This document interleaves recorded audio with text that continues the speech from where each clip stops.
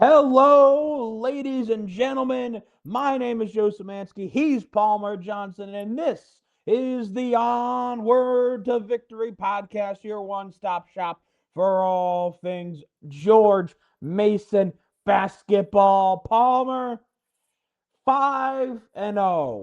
5-0, Palmer. That's what the Patriots' record is in conference play after 5 games. And we've got 3 games to talk about, Palmer. We've got, 3 big wins here for the Patriots. Let's talk about the first one on a cold Wednesday night in the Bronx. George Mason survived a defensively stingy battle from Fordham to take that one 67-58. A tough, kind of draw it out victory for the Patriots. Yeah, that was kind of a scary one because Fordham, they have walk-ons playing. They just kind of have guys, random guys playing, and Mason just kind of couldn't score for a while.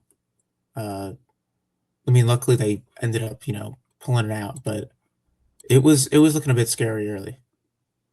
Yeah, certainly Mason having trouble against that solid Fordham front court. We talked about it in the previous podcast, Palmer. That's a strong front court there that they've got in the Bronx, especially considering it's 3 guys, with the shortest one being 6'9". So you've got a 6'9" small forward, a 6'10" power forward, and a 6'11" center. I think a lot of teams are going to struggle with the defensive capabilities of the Rams, but a 13-2 run earlier in the second half kind of put this one away for the Patriots. Yeah, once it was, yeah, at halftime it was like, oh, this is a bit scary, but once in these type of games, once the favorited team, once they take the lead, it's kind of like, yeah, that's it, you know, that's kind of it, Got to and give they a did. lot of yeah, got to give a lot of credit too, I think, to Riley Allenspach. Led the way with 18 points. Got to give a shout out to the guys off the bench as well that game. Fat Hill with 11 points, including a critical 9 of 10 from the free throw line, as well as Palmer, and what has been probably his best appearance so far over the last couple of games, Dola Adebayo with 8 points in 12 minutes off the bench. Big game for him. He kind of changed up the game a little bit with his athleticism at the 4 spot. Yeah, he's kind of taken over the Stas role, which isn't what you want him to do. You want him to be the, starter, getting a lot of minutes. But he's kind of in the change of pace, like, well, this isn't working. Let's see what Dola can do. And I feel like he's kind of given, he might only give 4 to 10 minutes, but in this first 10 minutes, he gives them something they need and kind of gets them back on track normally. Absolutely. And we've just talked about this, though, again and again. This team's ability to close out in the second half, Palmer, continues to be incredibly impressive. And I think, again, you have to start it with the backcourt guards. And once again, only 6 points for Jahari Long, but 7 assists and no turnovers for Long this game. That was a big deal in a game the Patriots went on only 1 for 11 from downtown. Yeah, he's been such a true point guard throughout conference play. He's not always scoring, but he's always passing, just kind of making the right play. Maybe kind of a little Mincy will make some high end plays, but sometimes it'll be like, okay, he was shooting this always. But I feel like Shahari Long, it's every shot he takes, you're like, I'm very glad he took this. I think that's a very good way to put it there, Palmer. But in the end, we talk about these games on the road always, and it's always critical, even against the teams at the bottom of the pack of the Atlantic 10. These road games can be tough, especially when they're at the middle of the week, Palmer. You have to say that. But we got to Saturday, Palmer. It was a rainy, wet day all across the mid Atlantic, particularly in Fairfax. But it was the game so far of the season, Palmer. Mason versus VCU in Fairfax. Mason had not beaten the Rams from down 95 in Fairfax for 10 years. It's been quite literally a decade, Palmer, of sadness whenever VCU came to visit the bank. It was a high competitive, fun game as we expected. There's a whole lot of storylines to go with from this singular game, Palmer. You and I were both there on location, but In the end, we've talked about Tony Skinn being able to win the games that so many previous coaches over the last decade and a half were not able to. And this is just another example, I feel like, Palmer. George Mason, finally, finally, 86 to 80 over VCU, critically led by a 31 to 26 victory in terms of in points of the final 10 minutes in the fourth quarter there. Palmer, what allowed George Mason to get the win? Uh, I mean, offense, which isn't how you expect a Mason VCU game to go. You expect one team to defend really well, and neither did. I think what really helped was, well, uh, there were three big ones. Allensbach, which is kind of unstoppable, uh, which is kind of becoming a trend. Uh, Jahari Long had 0 points at halftime and ended with 14. And it isn't true, but it felt like they came in a 2 minute stretch. There was definitely like an eight. There's definitely an 8 points on like three possession stretch where it's like, oh wow, this guy's just unstoppable. Because he started doing they started posting him up, and it was like, Yeah, I started posting him against oh, Nick Lewis. yeah, it's like, oh, they had this written down somewhere, and they figured that this now is the time. And Fat Hill, we just kind of, I mean, at the end they were intentionally fouling him, and it was like, this is the correct decision. You should be intentionally fouling this guy, and he went 10 for 10. So Yeah, he kind of, it's yeah, it's become a storyline over the last couple of games, Palmer. Fat Hill from the free throw line. He is currently 30 for 33 in conference from the line, Palmer. This is a guy coming into the season who was at the NCAA level a 65% free throw shooter last year at Ball State. How I mean that's it's I made the comparison, Palmer. It's like watching Happy Gilmore learn how to putt in the movie, Palmer. Because Fat Hill is already like Happy Gilmore, who was so good at driving the ball. Fat Hill is already so good at getting to the rim and forcing contact and forcing fouls. He needed that last little bit. It seems like he's turned a corner. yeah. I mean, I don't expect to stay at 90%. Just that's just not sustainable because he was 58% in non-con. So it's like, okay, don't rely on this. But he's probably gonna be somewhere between 58 and 90%. Pretty confident in that. But you will absolutely take that he's making high leverage free throws, a ton of them. And I mean, he's such a great weapon off the bench because there's some games where it's like, oh, they can't stop that guy. Like he is infinite. He's just an easy offense button because it's like he's going to be his man to the rim, and he's either going to take a pretty good shot at the rim or he's going to pass it to somebody, which is just something that you're not really expecting to come off the bench for an A10 team. You expect that's like your starter. That you kind of say that's your starter. Uh, Mm-hmm. I kind of compare it to like a Woody Newton, where it's like, wow, this guy's pretty good. Oh, he's coming off your bench. That's crazy. Uh, so he's just doing so much. He's also been a pretty good defender for what I've seen. Being athletic really helps, but it just kind of feels like he's doing every kind of it's kind of working out, if you know what I mean. Because preseason we were thinking like, man, this guy was really inefficient at Ball State. If only he could just take the efficient shots, and that's exactly what he's doing. Absolutely. Absolutely there, Palmer. You cannot deny the ability that's been shown there. But again, really one of the big parts of this game, Palmer, five different players in double digit scoring.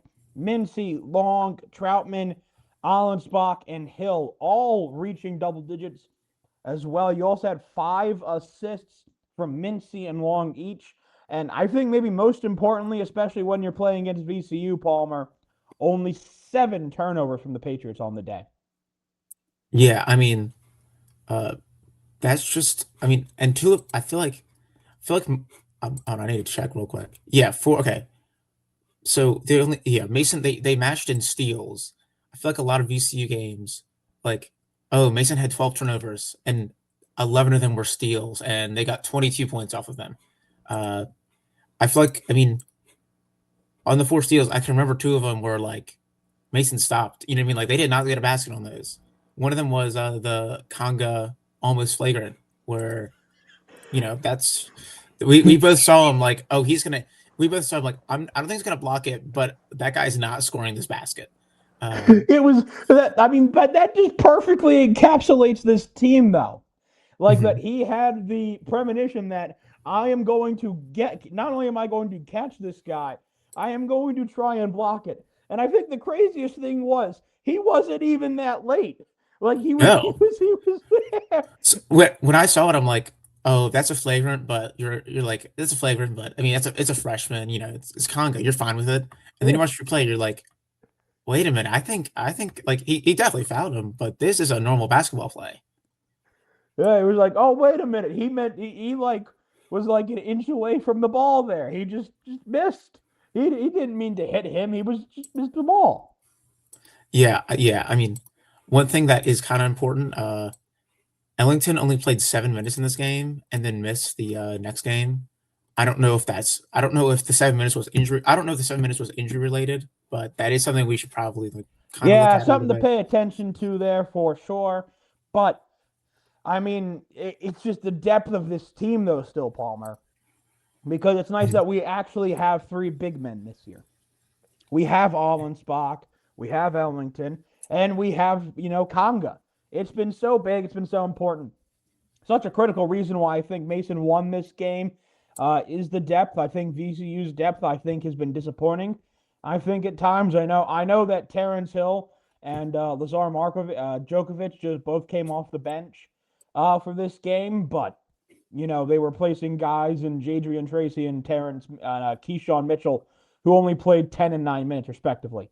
So maybe some of the struggles that you see there, but it was a strong offensive game for Mason. Such a huge win at home. And then we got to Tuesday, Palmer, and we called this the Chicago time bomb for a reason, Palmer. We called it that for a reason. Loyola Chicago, the worst team in the Atlantic 10, up 6 at the half over the Patriots. Everyone's freaking out. We allowed 47 points to a crippled and injured and destitute Loyola Chicago team, Palmer. Doesn't matter in the end. Mason outscores the Ramblers 41-27 in the second half. Riley Allenspach, in particular, takes over. He's the game MVP. Mason 5-0, 82-74 victors.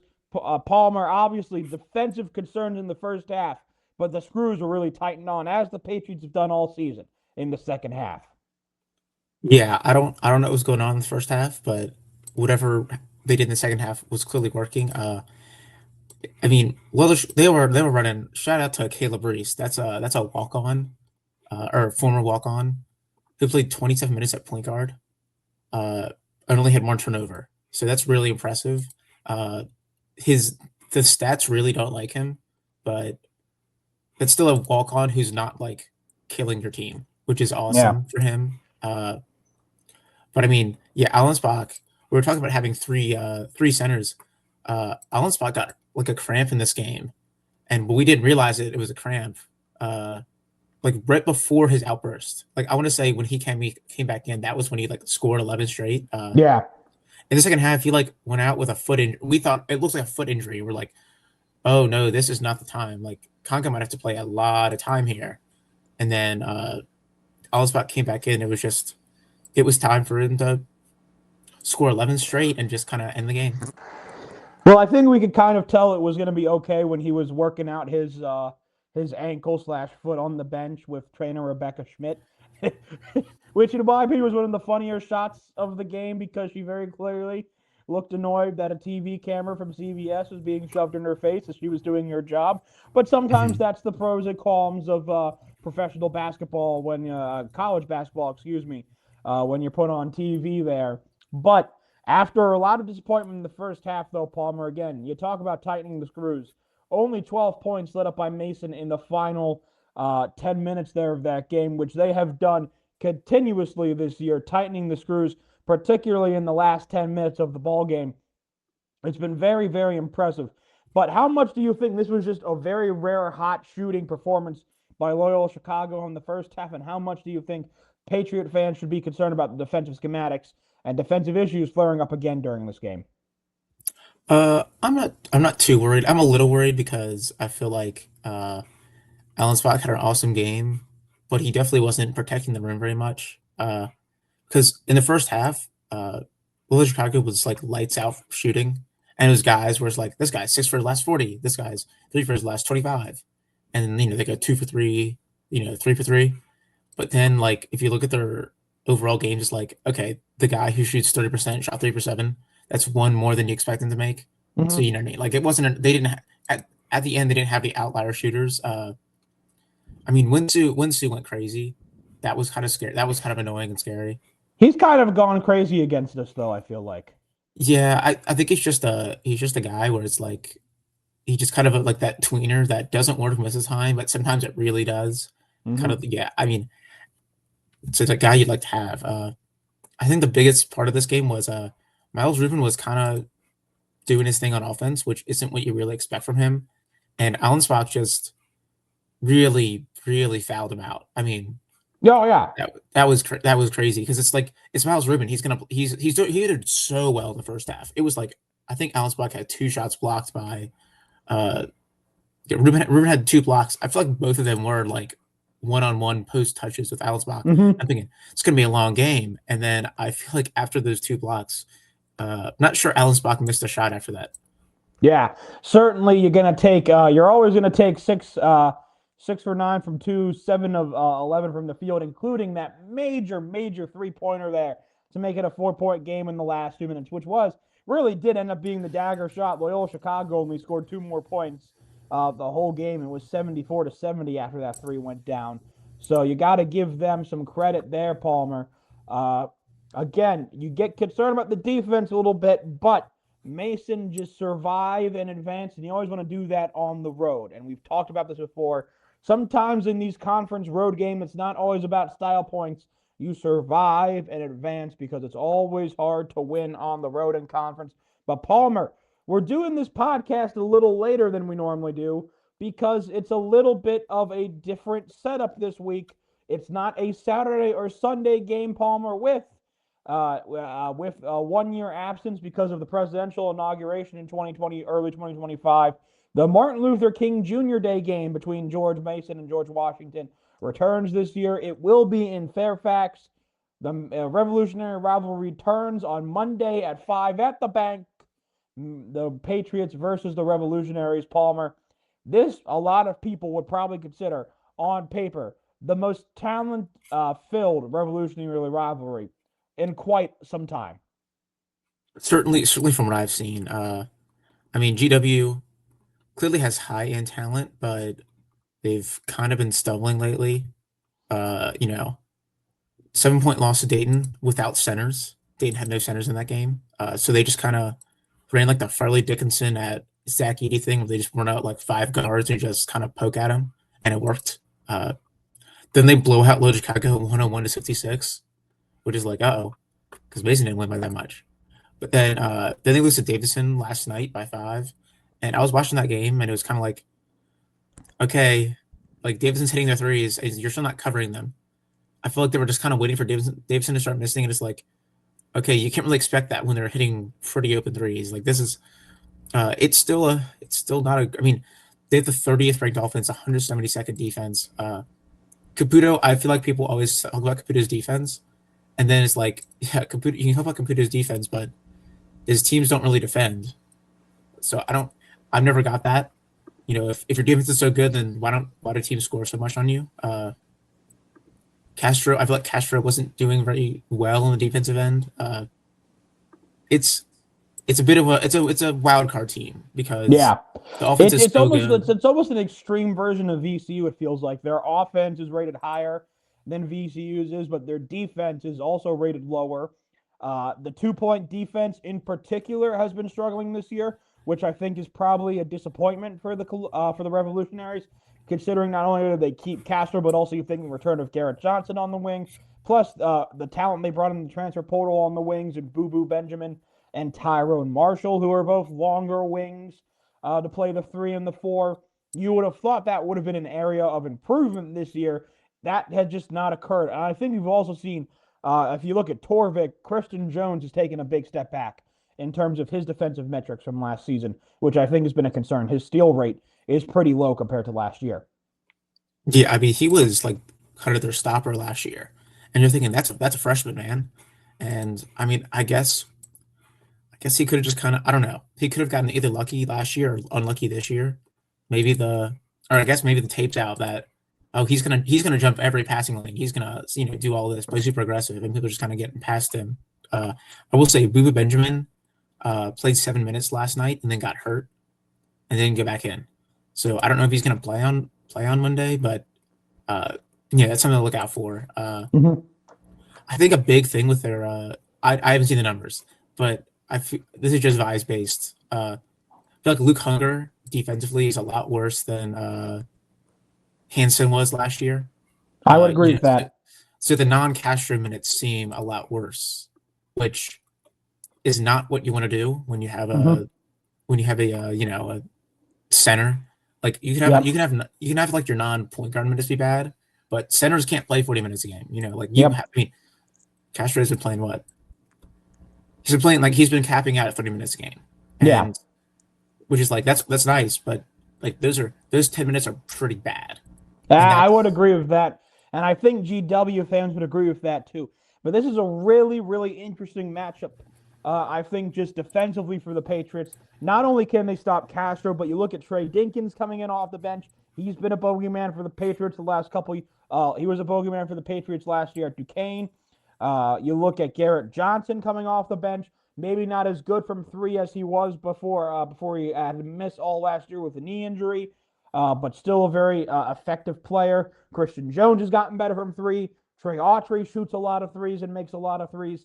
This is something where the Patriots guards are going to have to be focused on the perimeter while letting the forward, trying and not letting Castro dominate the middle, which makes this offense very hard to deal with.